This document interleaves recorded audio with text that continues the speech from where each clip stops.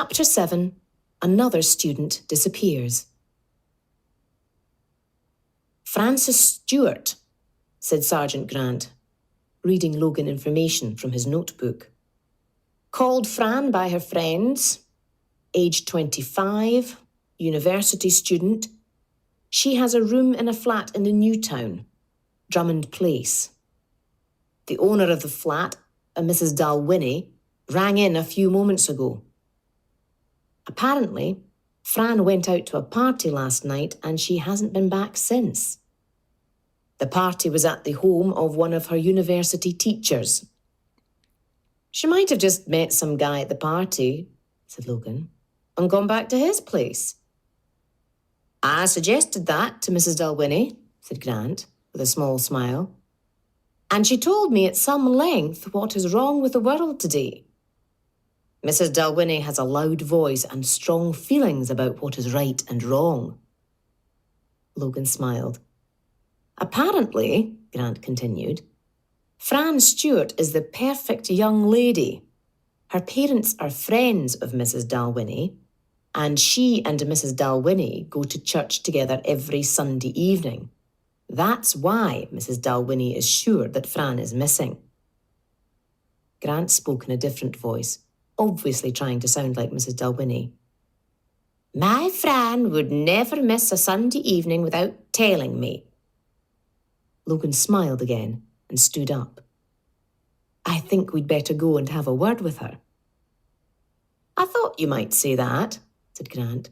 She's expecting us. The New Town is the part of Edinburgh immediately north of Princes Street.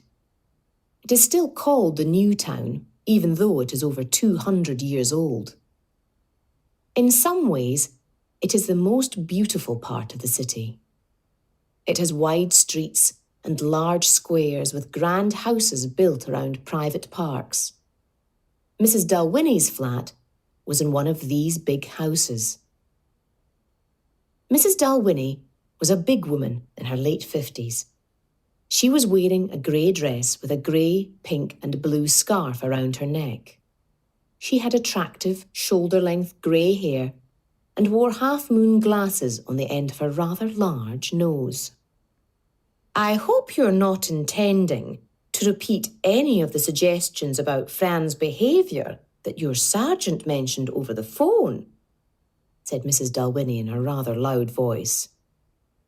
Just because some young people have no idea how to behave properly, it doesn't mean that everyone is the same. Indeed, Mrs. Dalwhinnie, said Logan. Sergeant Grant didn't mean to suggest that Ms. Stewart would misbehave in any way. He was just exploring the possibility that there was another explanation for her disappearance. They were sitting in the living room in Mrs. Dalwhinnie's flat in Drummond Place. The room was tasteful, with expensive old-fashioned furniture, a piano in one corner, and a large desk covered with papers in another corner. You told Sergeant Grant that Miss Stewart went to a party last night, continued Logan. Yes, said Mrs. Dalwhinnie. She went with some of her friends from university. It was at the house of someone called Kenneth Henderson. He's her research supervisor. She's not a student, you see.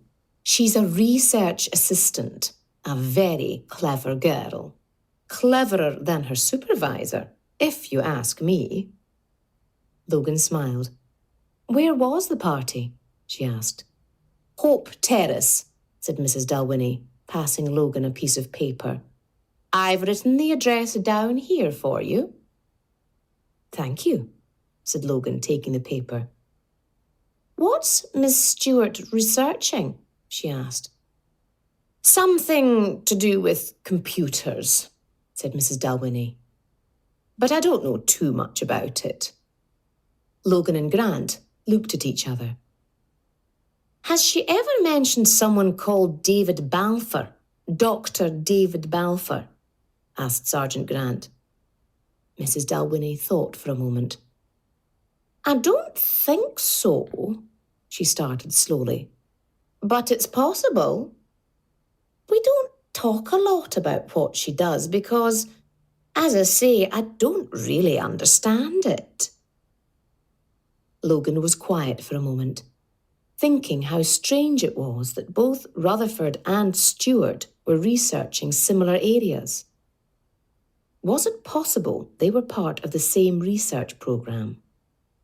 Did she know a girl called Claire Rutherford? Asked Grant. You mean the girl who was found on Carlton Hill? Yes, said Grant, nodding. No, said Mrs. Dalwhinnie. We talked about that, of course. Fran knew who she was, but she didn't really know her. Grant had no more questions, so he looked across at Logan.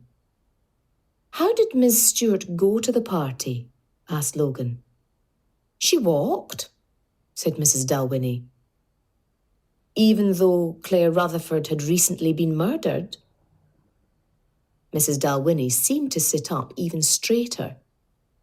Inspector, we cannot hide ourselves away. We cannot let a handful of criminals stop us from going about our daily lives. Fran walked everywhere in Edinburgh.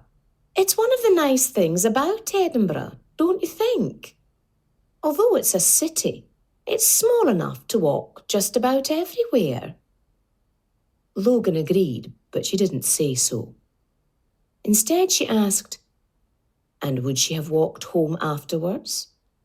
Of course. Even if it was very late? Asked Logan. Yes, said Mrs. Dalwhinnie, looking away from Logan for the first time and out of the window. We always said that the streets of Edinburgh were safer than in other cities, Inspector. I'm just hoping we were right. Her voice was not quite as strong as before.